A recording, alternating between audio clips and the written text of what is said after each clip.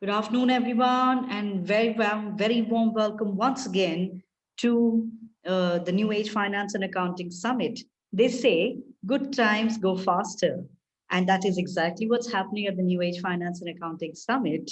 We are at the last session of the day, and the last session of the day, I would like to call Mr. NAUMAN Mia. He is the Chief Financial Officer of Bet.com. NAUMAN will throw a light on how technology can solve skill gaps and how technology is the cause and also the cure. So without further ado, let's hear it from NAUMAN. Thank you very much, Mitsu. Welcome, everyone. Thank you so much for joining. I hope everybody is keeping well and keeping safe. Current times are certainly unprecedented, and the economic challenges we are seeing right now, possibly we may not have seen before. Similarly, our job market is tough, and at the same time, there is a race to adapt to new technologies. So before I start my session, I just want to share a quick story with you about the king who was basically torn between happiness and despair. Even the small things would make him very sad, and his happiness would quickly crumble into disappointment. He reached out to a man to seek enlightenment, and he asked if the wise man can give him something that would bring balance, serenity, and wisdom in his life. The wise man gifted him a gold ring in which it was inscribed, "This too shall pass." So point being that yes, we are going through tough times, and but no state will last forever, and it is bound to change. And how do we manage that change, or how do we manage ourselves during these unprecedented times is important. And I want to share with you today some of the more effective and efficient ways which can possibly help you bring out the stronger in you than before. So remember, there is always an opportunity in every situation. And I was actually listening to one of the speakers earlier, and he did give a very good example. And he said, when there is really strong wind outside, you have two choices. One of the choice is to, of course, go to your home, hunker down, find a safe spot. Or you can go out there and build windmills. And that's a great example, because what we would like to do is try to understand what kind of windmills we can build. So let's take it step by step. And what I want to sort of share with you today is that one of the key ways of managing during these unprecedented times is communicate intensely. We understand that this is challenging, as well as you may not have, certainly you don't possibly have the cure immediately, but what you can do immediately is to make sure that you are communicating. You're communicating with your teams, you're communicating with your team members, you're communicating with your organizations. And why is communication so valid, and why is it so important? The reason that communication becomes more important even in this unprecedented time is it helps you to set a direction. And basically it helps you define what you are trying to achieve. So you are communicating with your team members, with everyone else, what you're trying to achieve.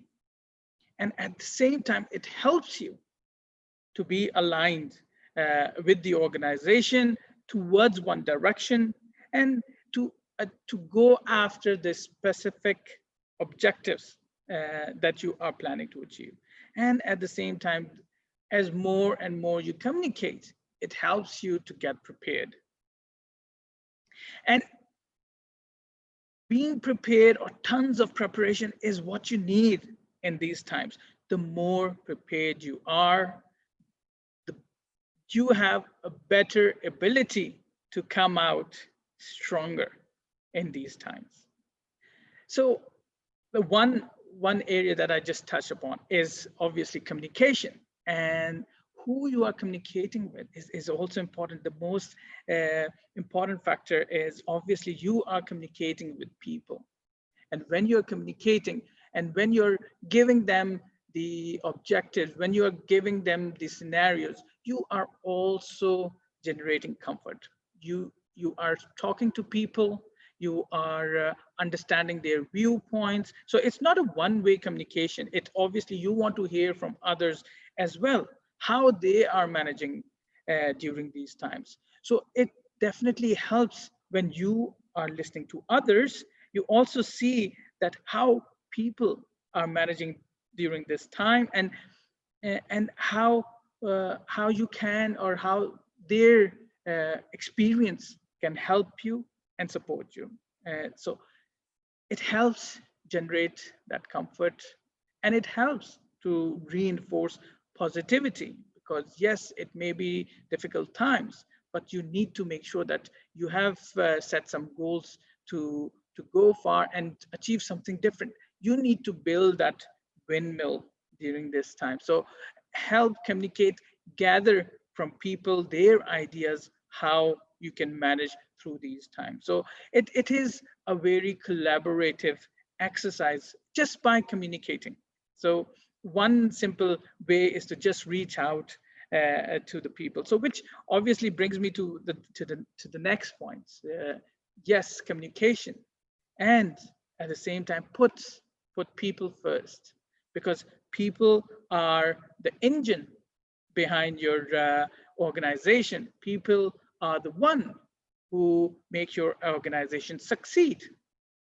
So what's important is that you keep these people in mind, and how these people can work together effectively and proactively and positively, because these are the people who are going to bring that change. So there is a famous quote, and which I really like, is from Peter Drucker, which is a management guru. And what he says is, culture eats strategy for breakfast. So now what that means is that, yes, you may have the best strategy, but if you don't have the right people, if you don't have people aligned, if you haven't set the direction, how these people your strategy will not work. Hence, culture eats strategy for breakfast. So that's a very key tool that we as leaders, we as professionals need to understand, that beyond technology, or whenever you're talking about technology, you are still trying to solve two major problems. One is, of course, the communication, and trying to make sure that you have the right people, and reinforcing that positivity within those culture. And at the same time, when you are trying to understand what your needs are, when you're trying to understand how to manage during these times, what my suggestion is that yes, people drive the organization, and that's what we see in this slide, but you need to really align your teams into two sides, because you cannot just have, during these times, you cannot just have everybody in the defense, whereby you are really trying to protect and not harness the opportunities that possibly these unprecedented times can bring for you. So what we do in our organization is we have teams who are sort of play the defense and as well as the offense. So our, I mean, myself, the HR head of our organization, we look after the legal issues and the financial issues and the compliances and the personnel issues. But at the same time, we don't let the marketing head, we don't let the technology head, we don't let the commercial head get bogged down with these challenges. Because why? We want them to go out there and find new products which can help the organization, find new customers and manage those relationships. So it is key that we understand these roles within our organization just to see through ourselves during these times. So yes, we understand the market possibly is challenging, but unless and until you are planning your way through even these times, it is likely that if you don't plan, you won't come out on the other side. But if you have done enough communication, enough preparation, and you have laid out some sort of a strategy, you will come out stronger. And to bring all of this together, what you need is technology. And how do you communicate? And this is where I want to bring in the technology piece, which is how can you use technology as an enabler, right? So how do you use technology to bring everything together, or bring people together, or align these people? We understand that some people are still working remotely, or some people are still possibly stuck and have not come back to UAE, but they are still operating from outside. So how do you bring everybody together? Obviously, you use the communication tools. And some of the basic examples, and I won't restrict you to any of the specific tool to use, but in our organization, and I'm talking from experience, in our organization, we use Google Hangouts, we use WhatsApp, we use emails, we're using Zoom, and even Workplace. Workplace is basically a product of Facebook, and it's built for corporates. And this is where we exchange all the positive news. We celebrate key achievements on Workplace. So point being that use the tools, use technology as an enabler in your organization to communicate. And at the same time, while people operate from a different location, you need people to work work collaboratively. And how do you work, or what kind of tools you need to work collaboratively are the likes of the Google Docs, the Google Sheets, the Data Studio. Again, I'm picking up these examples from our organization. We are a technology company, so we are always adaptive to new things. But at the same time, now this is what the future is. You need collaboration tools for people to work together on the same sheets. I mean, pick up Excel sheets as an example, and if you find yourself working together with somebody else, you can see that this will not only just help in communicating, but actually getting work done quickly, as well as you are able to get the best output from your work done, because you are already in working with 3 other people on the same spreadsheet. So things like these, or even the smaller technologies like signature, the digital signatures, these are all collaborative tools to maximize the efforts of people while they probably be not working from the office, or they want to work together as a team. So what we need to also understand that, yes, so we talked about technology as an enabler. What about technology as a business disruptor. So what is important is that we understand that what our company needs now to pass through these times. But what is it that we can adapt for the future? What is there in the technology that can help you or help your business? And this also kind of sets the trend where the organizations are moving, where people need to upskill themselves. So some of the things that I picked up, and this is all from IFAC as well, the International Financial Association. So there are those disruptive technologies that are continuously getting in, and with all these changes in the market, they have really taken a faster route. So things like, I mean, there are simple things which probably you already know about, but let's say 3D printing. When things were blocked, when the logistics was a challenge, and still some of the borders are still closed, how do you bring possibly a part for your machinery? And the possible solution is, why not do a 3D printing of that part and resolve that issue? And this probably will change, it will not only give you a solution for now, but possibly give you a solution for the future as well. Why do you need to keep a huge inventory when you can print as you go? Similarly, this artificial intelligence, there is a lot of data that is getting captured.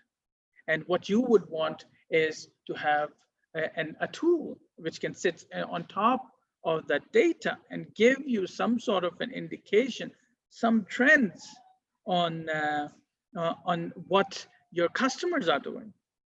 And so at the same time, I mean, drones, how you can use drones for logistics or for security.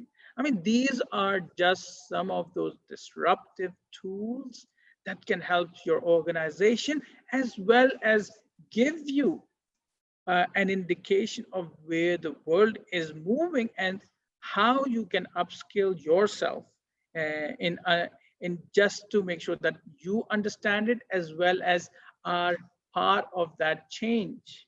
If you don't know about these technologies, then the challenge is that you will be left behind in the race. So it is important that you are aware of such technologies. Again, robotics, I think robotics is a robotic process automation is something that a lot of people are viewing as can certainly change the finance world. Why? Because a lot of exercises done within finance are possibly repetitive, and they are trying to find out how the robotics can actually solve that problem, and just doing those repetitive exercises. So that process, the robotic process automation, can actually help make the whole exercise more efficient and possibly take you out from your role and take you out from a more input role towards an analysis role, where you can actually give more feedback to the organization, give a more commercial view of the financial numbers. Similarly, we have the augmented reality, how you can view things differently, and quantum computing, how you can possibly exceed or how can you reduce the time by exceeding the processing time. So these are certain technologies that are certainly changing the way we do business, as well as what the future holds for us. Similarly, there are disruptive applications, and these disruptive applications are, I mean, you have heard about blockchain, how this can completely change how accounting is done, how ledgers are kept online, and how they are reconciled as virtual ledgers. And at the same time, you now understand the power of cloud computing. I still remember 10 years ago when we implemented our ERP system on the cloud. It was a completely different discussion. Why? Because 10 years ago, if you were to talk about putting your financial data on cloud, it was certainly a big challenge. And I really had to walk through difficult conversations with our CEO, with our CTO, to make sure that, yes, we can go onto the cloud, which is the future. So, and 10 years down the line, I think for finance team, I think that was one of the great decisions we did. Why? Because we were able to get updates for free. We were always up to date with what the market is doing and how the technology is changing, because we were on a cloud solution, which was always upgrading. And similarly, you have collaborative consumption. Now, collaborative consumption is when you, instead of buying something, you are sharing this with different people. So this is like a peer-to-peer. I mean, the likes of Uber and the likes of Airbnb, they are all collaborative consumption tools. These are changes that are happening all around us, and you may or may not be a part of it, but they are definitely moving on very fast. And it's time that you should gear up, because as the market has tremendously changed, the adaptation of technology has changed. You need to come forward and take those decisions now to bring up your skill set to be ready for the future. Similarly, you have the exponential energy or geospatial analytics, which gives you like Google Maps. These are just the way it gives you the idea of the trends that are happening, how you can utilize or view those trends in your decision-making exercises. And as more and more consumers get on board, you will see the geospatial analytics will take control of a lot of decision-making that is done within an organization. So that is kind of a brief I wanted to go through with you and talk about why, first of all, what in the situation we are in, and hopefully we'll get out of this very soon. But what is important is that you continue to communicate and communicate intensely to be able to understand where you want to go and to align people. People are, of course, the most important thing for you. Why? Because they are the ones, they are the key, they are the engine behind the success for your organization, as well as for you, because you as a manager, as a leader, also need to work with these people and need to maximize their productivity even during these times. So, and how the technology is you can utilize to enable you to make sure that you are connecting, you are communicating, you are putting people first. And at the same time, using the technology or understanding the technology, where it's going, how it is changing the world around us, and how we can adapt to these technology for our own benefit, for our own learning. And obviously with that learning, when you go in any organization, when you implement these changes, that's what companies are looking for. And that's what I wanted to bring in today for you. And I hope that you found the session useful. And these are probably some of the very basic things that we should cover and we should gear up for to be able to achieve or be able to be prepared for years to come. So thank you very much for your time, and I'm happy to take more questions. And if you have anything to add, I'll be more than happy to listen to your comments. Thank you. Thanks, NAUMAN. Thank you very much. It was a very encouraging presentation that this too shall pass. So that really motivated and encouraged us. I have some very interesting questions. Let me just read out to you. 1 second, please. Sure.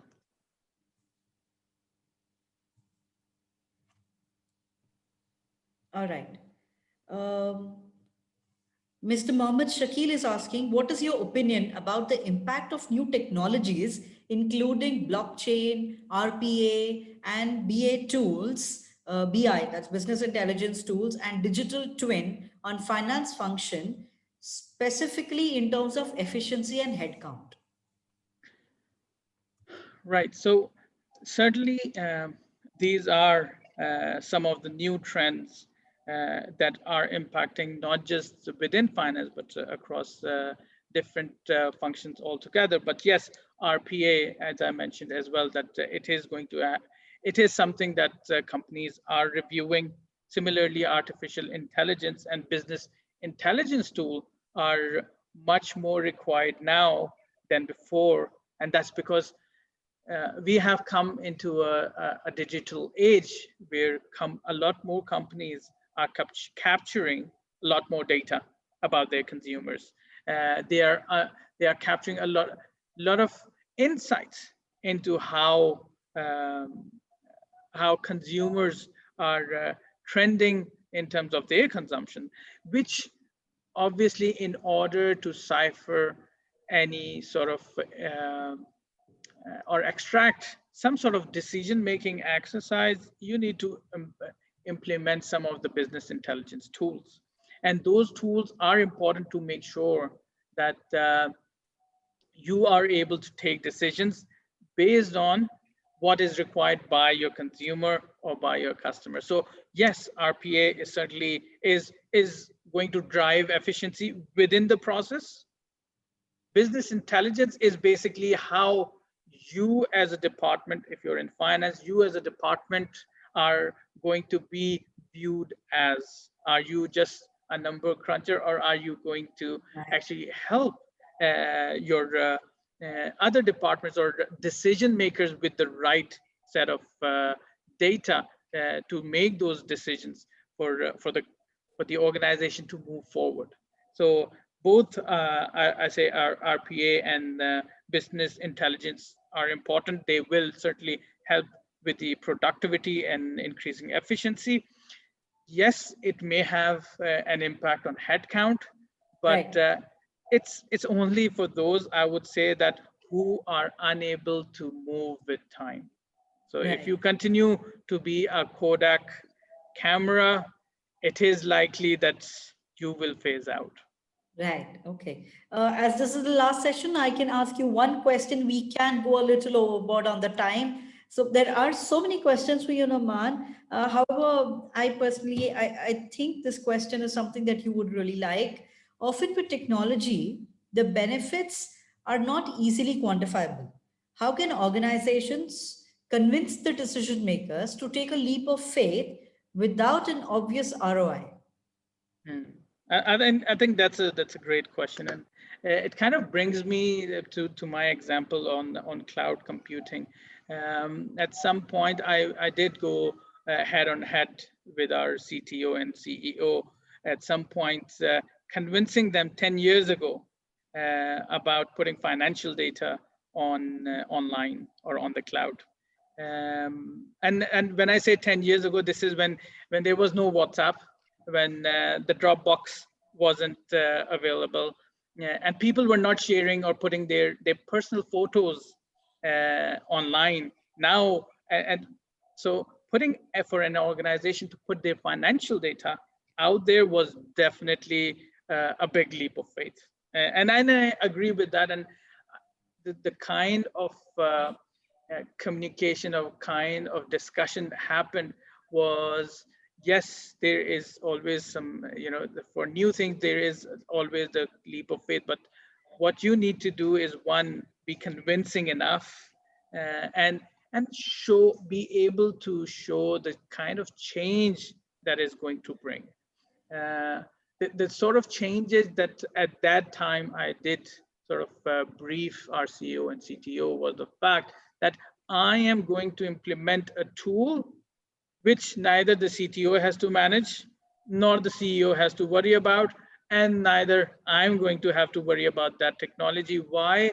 Because the provider is always upgrading its platform twice a year, right? So just the fact that sometimes if you are not adding, if you're unable to say that there is some value addition there, how about looking into how you can solve somebody else's headache, right? So if I'm taking away from our technology team the headache of not managing a financial platform, I think that's a good, big plus. So I think at that moment in time, I think those were some of the key things that helped me do that change. And possibly you need to also view how either you can add value or minimize cost, minimize time, or possibly reduce the effort required. So if you're somehow able to convince or manage to have those conversations, I think you will be able to succeed in adapting new technologies or getting the decision makers to sign off. Right. Okay. Thank you, NAUMAN. There are so many questions, and I request that you go online and you will be able to answer these questions in the chat. So if you could please take out 10 minutes and then answer the questions. For sure. Thank you.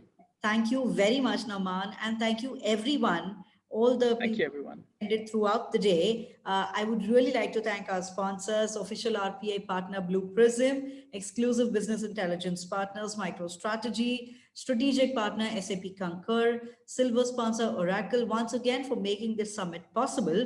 Please join in again tomorrow with the same link to attend workshops on IFRS, ERP, and other taxes by ICAI Dubai chapter, and financial insights by ACCA, and you could earn CPD points for attending these particular sessions.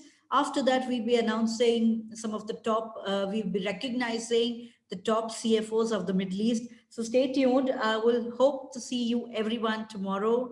And thank you and have a very good evening and stay safe. Thank you everyone. Thank you very much.